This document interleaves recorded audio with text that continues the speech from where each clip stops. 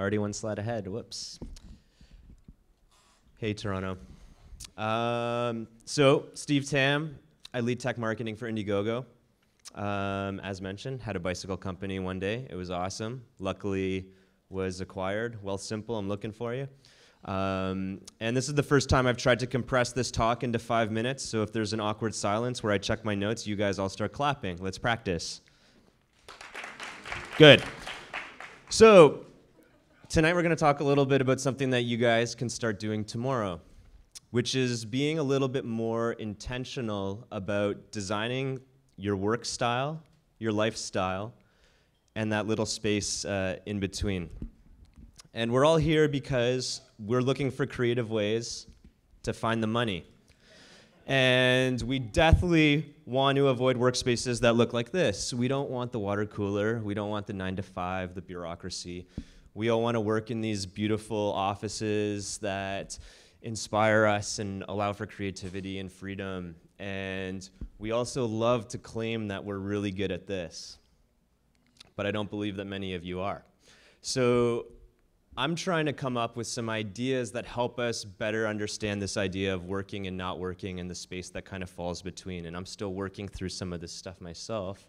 So if you've got ideas and suggestions, you can definitely throw them at me. But one of the things that I hate about the idea of work-life balance is that it infers that there's these two finite sides to the scale, and that you either need to take things away from work to get better at life or vice versa. And I really encourage you to think about those things as a little bit more of an ecosystem. And how can we blend the space and blur the lines between working and not working? And I got 4 little tips. These are places that I'm starting to think about this stuff too. First one is surround yourself with the people who are living the life that you want to live. We've all been to that dinner with like old friends from college, and we start telling the stories that happened 4 years ago, and they're the same thing we talked about the last 6 months that we hung out with each other. It's like, why the fuck are we still talking about this stuff, guys? Hang out with the people that are doing the stuff that you want to do. And I'm a really, really strong believer that you are the reflection of the 5 people you spend the most of your time with. So work on those 5 people. Ditch the dead weight. Tell them you're sorry. Move forward. And you're doing a great job tonight. You're surrounding yourself with people who are doing some pretty cool stuff. And I think we got to keep that up until your friends look like this. Number 2, create physical spaces that you actually enjoy being in. I think this is a huge one. We've all got that spot in our house that we really love being in. We put all of our pride into. For some of it's the kitchen, the bedroom, the office, bathroom, whatever you're up to. If you could put the same intention into all of the spaces where you spend your day that you did into the spot that you spend the most of your time in, I think you'd really enjoy hanging out there. And there's a lot of really cool Pinterest boards out there in cool places, and maybe one day your workspace might look like this, but really put that intention into creating spaces that you enjoy being in, because it'll be a lot easier to spend your time there. Allow yourself to build 3 spaces at a time. So I think we're really good at 2 spaces of time right now. We're good at the working space. We're good at the not working space.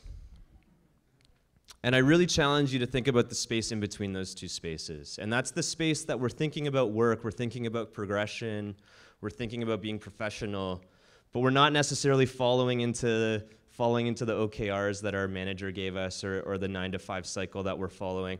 And when you embrace that space between working or not working, I think that's where you find the most incredible opportunities, because you let a really cool side of yourself out, one that you might be a little bit more afraid to show in the office, but it really lets you connect with people on a new way. And I think it really opens the door for new opportunities, allows you to find new ways to travel and new spaces to work in. Last one. Push the boundaries of today before looking to tomorrow. I got amazing advice from this old Google genius who told me that one of the things that he hears from a ton of people is that they always expect their next job, their next opportunity to be the one that's more fulfilling for them. Next job, I'm going to get the title change, the raise, vacation time that'll allow me to do the things that I want to do. And I really challenge you guys to push your current situation to the limits, to really try to find that freedom and that space so that you can dream about the things that are really important to you and try to find ways to make them happen. And I'm gonna keep thinking on this stuff. I'd love to hear from you guys. Skip my Twitter, hit me on the Instagram, it's fire. And I'll talk to you guys soon.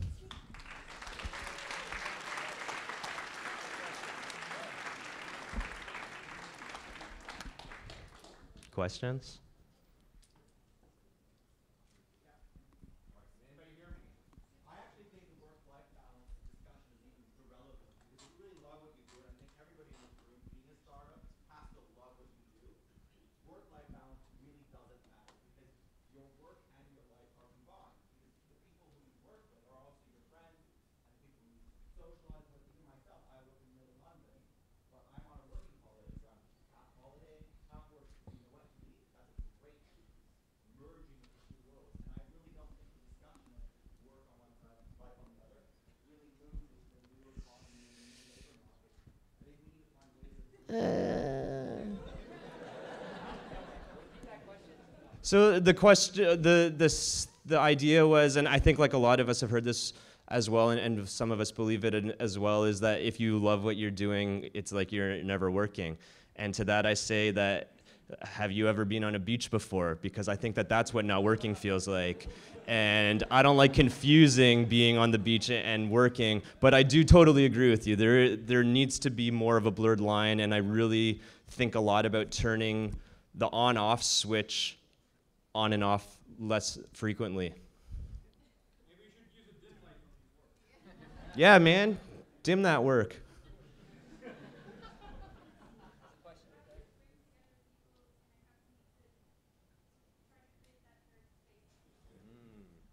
I like that. I think that there's a huge issue.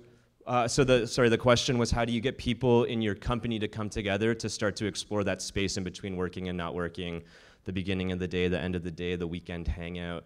And I think that there's a huge missed opportunity in startup culture where we love talking about this idea of culture, and that means you have a foosball table and you go out for drinks on Thursday night and wear plaid on Fridays, and that's like our company culture.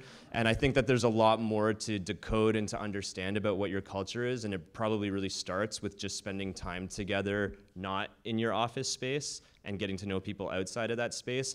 And I think that you shouldn't force everyone to be in one room together or to like go to a mandatory like retreat or anything like that necessarily, though that stuff is fun. But I think it's creating the opportunity and the space for people to come together, because you'll really get an idea of who engages with that. And then you can start to decode what those values are and really, I think, understand your employees and your company on a deeper level.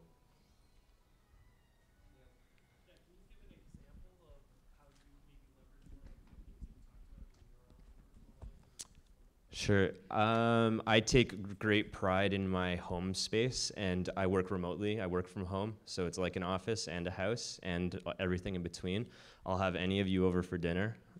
I dare you to invite me over. I mean, invite yourself over to my house. You can invite me over too. I might come.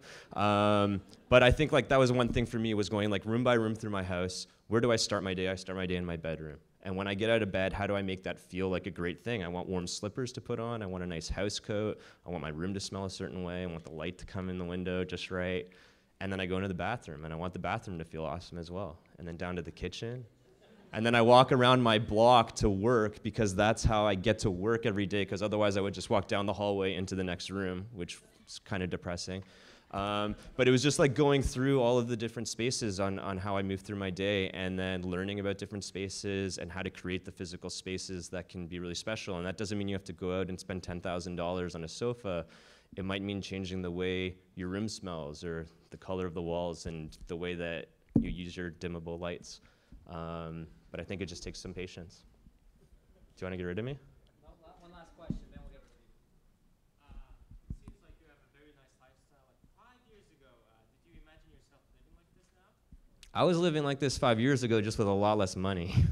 But I think like I totally agree that like if you're grinding, you've got to work hard. Like there were still 12, 16, 20-hour days, but I think that when you're not in those super tough grind cycles, there's 24 hours a day in a day for a reason. There's 8 hours of sleep, there's 8 hours to work, and there's 8 hours to take care of yourself. And if you're not taking care of yourself, you're not going to do a good job at those other things. And I really strongly believe in that. There's going to be times that you're, balls to the wall, but you need to make sure that you take time to for self-care, because you got to be the best version of yourself if you're going to dominate.